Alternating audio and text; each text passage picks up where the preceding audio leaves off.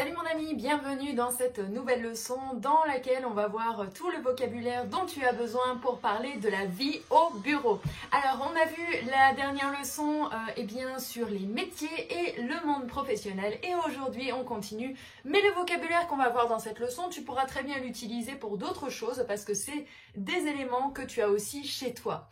Si tu ne l'as pas encore déjà fait, je t'invite à cliquer sur le lien en description de la vidéo ou à venir sur le blog Plaisir d'apprendre l'italien pour télécharger ton guide de conversation en italien pour t'aider à parler facilement italien lors de ton prochain voyage en Italie. C'est cadeau, ça me fait plaisir, c'est gratuit.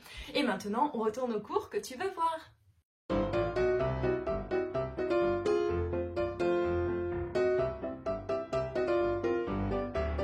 Alors le cours d'aujourd'hui, on le base toujours sur le livre qu'on utilise. C'est ce livre que j'ai emprunté à la médiathèque ici à Auckland. 15 minutes d'italien apprenez en seulement 12 semaines dont on essaye de vérifier, toi et moi, le concept. Alors aujourd'hui, on va faire un petit échauffement sur comment est-ce qu'on dit bonjour et se présenter dans les situations formelles et informelles. Alors je te laisse y réfléchir un petit peu et je te donne ma version de la chose.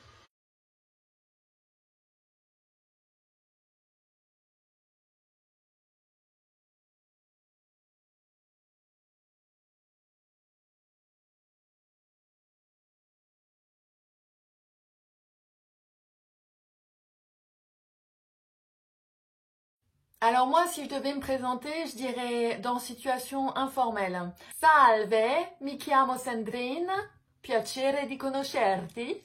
Et en situation formelle, je dirais buongiorno, mi chiamo Sandrine, piacere.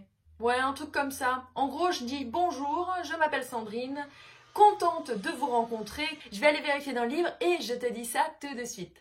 Eh ben oui mon ami, on est trop fort, le bonjour, les présentations, on commence à bien maîtriser toi et moi. Si jamais tu n'as pas eu juste à cette partie, eh ben tu peux aller retourner sur la leçon 1 que je te mettrai en lien à la fin de cette vidéo ou en venant sur le cours Plaisir d'apprendre l'italien et en allant sur la leçon 1. Maintenant, on va voir du vocabulaire qui est lié à tous les outils dont tu as besoin quand tu es au bureau.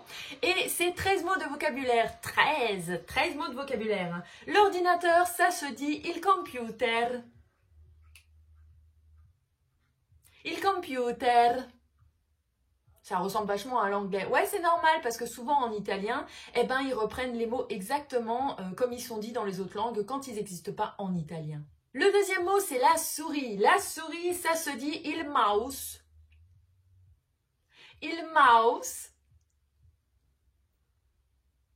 Troisième mot, c'est l'email qui est un mot féminin en italien et qui se dit tout simplement l'email.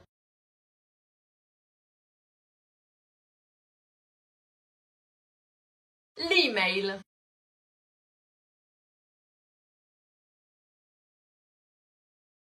Internet, qui est un mot féminin en italien, eh ben tu seras très surpris d'entendre que c'est internet.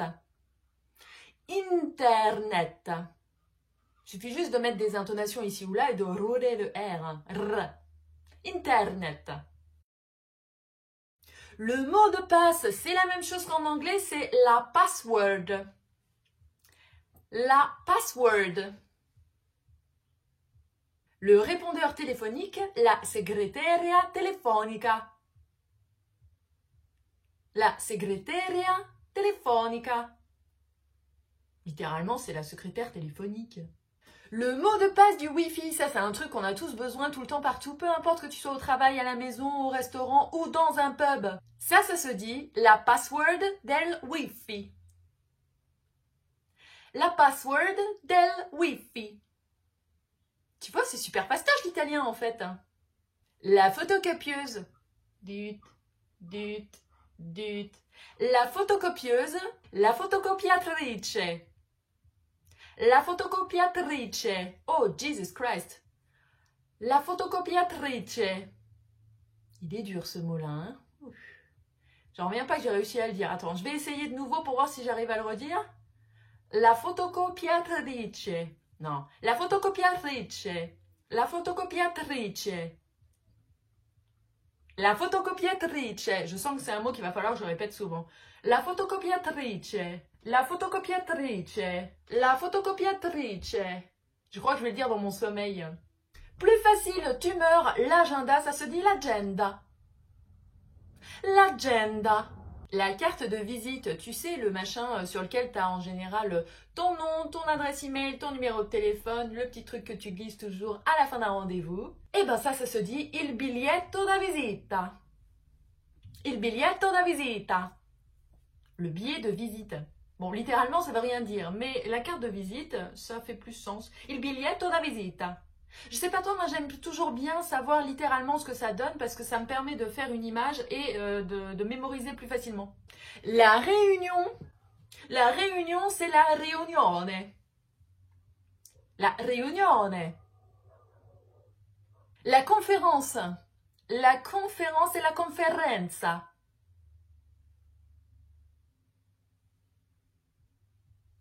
La conferenza. Le planning, l'ordine del giorno. L'ordine del giorno. Maintenant, on va voir 3 phrases qui te seront utiles quand tu seras au bureau. La première, c'est « J'ai besoin de faire des photocopies ». Ouais. Alors, ça se dit « Ho bisogno di fare delle fotocopie ». Ho bisogno di fare delle fotocopie. Deuxième phrase, j'aimerais prendre un rendez-vous. Phrase que tu peux très bien utiliser aussi ailleurs que dans un monde professionnel. Hein. Imaginons par exemple que tu veux faire un rendez-vous médical avec ton dentiste. Eh bien ça se dit vorrei fissare un appuntamento. Vorrei fissare un appuntamento. Troisième phrase que tu pourras avoir besoin, c'est « Je veux envoyer un email ». Parce que dans la vie professionnelle, on a énormément besoin d'envoyer des emails, mais dans la vie perso aussi. Et bien ça se dit « Voglio mandare un email ». Mandare, c'est envoyer. Voglio mandare un email.